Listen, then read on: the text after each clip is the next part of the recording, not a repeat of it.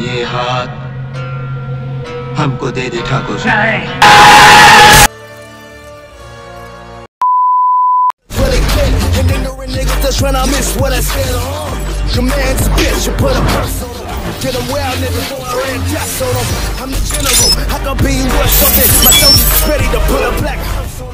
तो hey guys and कैसे हैं आप लोग। तो गाइस मेरा नाम है कथन और falcon and the winter soldier का फर्स्ट एपिसोड रिलीज हो चुका है और अभी एपिसोड्स हिंदी में भी डब हो रहे हैं जो कि आपको डिज्नी हॉटस्टार के वीआईपी वर्जन में भी देखने को मिल सकता है। तो अगर अभी तक आपने एपिसोड नहीं देखा है तो आई रियली सजेस्ट यू कि पहले जाके इस एपिसोड को देखिए एंड आई होप कि आपने सैटरडे संडे में इस एपिसोड को देख ही लिया होगा क्योंकि इस वीडियो में स्पॉयलर्स तो होने ही वाले हैं। एंड अब जबकि एपिसोड हिंदी में भी डब हो रहा है तो यहाँ पे हम संक्षिप्त में इस एपिसोड की चर्चा नहीं करेंगे बल्कि यहाँ पे हम उस एपिसोड में दिखने वाली कुछ डिटेल्स के बारे में डिस्कस करेंगे। और हाँ अगेन यहाँ पे दीपक भाई थोड़े से बिजी है एंड उनके कॉलेज के काम को लेकर वो इस वीडियो को हैंडल नहीं कर पाए, तो इस वीडियो में आपको मेरी आवाज़ सुनने को मिलेगी। So now without wasting any more time चलिए वीडियो को शुरू करते हैं। तो चलिए बात करते हैं डिटेल नंबर 1 की। तो एपिसोड की स्टार्टिंग में ही हमने देखा कि सैम कुछ लोगों से फाइट कर रहा है और वहाँ पे एक ऑफिसर को रेस्क्यू कर रहा है और वहाँ पे उसके पास अपना एक अपग्रेडेड रेडविंग नाम का ड्रोन है और इसका रेफरेंस सीधे कॉमिक्स में लिया गया है जहाँ पे उसके पास खुद का एक रेडविंग नाम का बर्ड होता है जो कि उसके साथ टेलीपैथिक लिंक से कनेक्टेड होता है।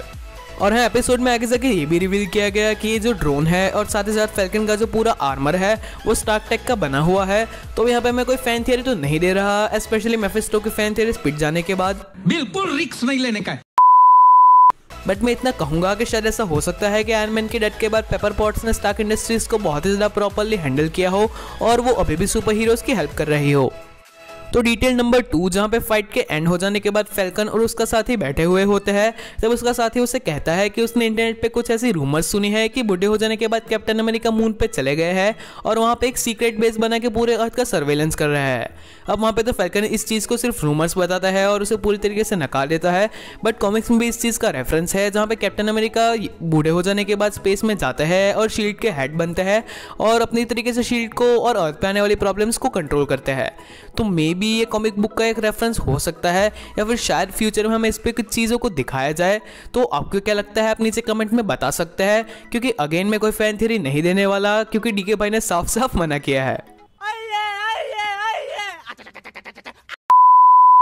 और पहले ही एपिसोड में सैम एक स्पीच के दौरान कहता है कि कैप्टन अमेरिका की डेथ हो चुकी है, बट यहाँ पे मुझे एक चीज़ खटक रही है कि हमें कैप्टन अमेरिका जैसे इतने बड़े कैरेक्टर की डेथ और उसका फ्यूनरल नहीं दिखाया गया जबकि हमें पैगी कार्टर जैसे छोटे कैरेक्टर्स का फ्यूनरल भी दिखाया गया था। तो मे बी सिर्फ ये छोटा सा हिंट आउट ना हो और फ्यूचर में हमें इस चीज़ के ऊपर कोई बिल्डअप देखने को मिले।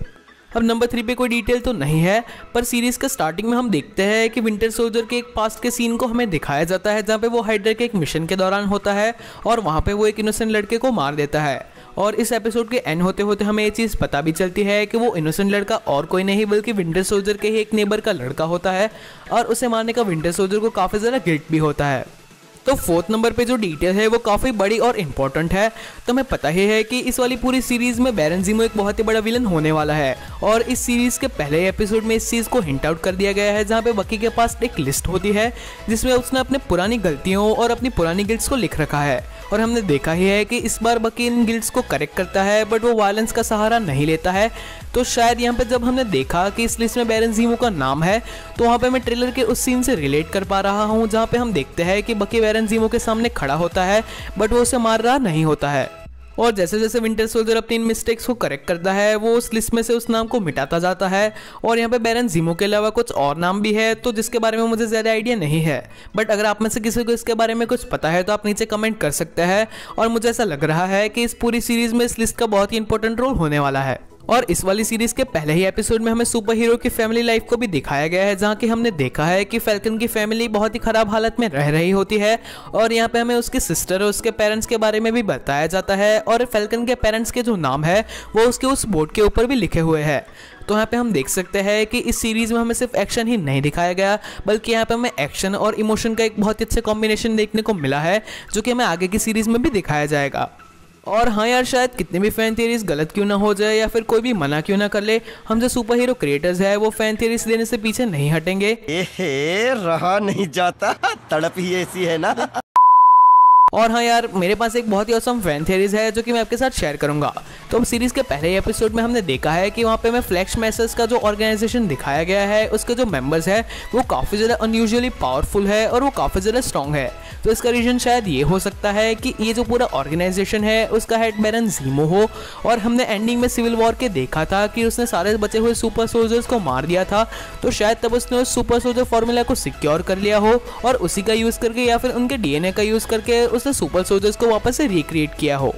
तो अगर ये बात सच होती है और इस सीरीज में हमें ऐसा कुछ दिखाया जाता है जहाँ पे और भी सुपर सोल्जर्स को दिखाया जाए और विंटर सोल्जर की उनके साथ कोई कॉम्बैट दिखाई जाए, तो इस सीरीज में काफ़ी ज़्यादा एंटरटेनमेंट है होने वाला है। और यार मुझे लगता है कि इस चीज़ को हमें इस सीरीज में दिखाया जाना चाहिए। वैसे आपको क्या लगता है, आप नीचे कमेंट कर सकते हैं। So that's it for today guys, and if you like this video तो मेरा खुद का एक चैनल है, और अगर अभी तक आपने उस चैनल को सब्सक्राइब नहीं किया है तो प्लीज़ जाके उसे सब्सक्राइब कर दो। एंड अगर आपको मार्वल के बारे में कोई फैन थ्योरी देखनी है तो आप ऊपर वाले वीडियो देख सकते हैं, और अगर आपको मॉन्स्टरवर्स से रिलेटेड कुछ देखना है तो आप नीचे वाली वीडियो देख सकते हैं। एंड अगेन आपको मेरे चैनल का यहाँ पे सिंबल दिख सकता है, वहाँ पे क्लिक कीजिए और मेरे चैनल को सब्सक्राइब कीजिए। सो मिलते हैं हमारे अगले वीडियो में, and till then be dynamic and don't fear to do what you love. Piece.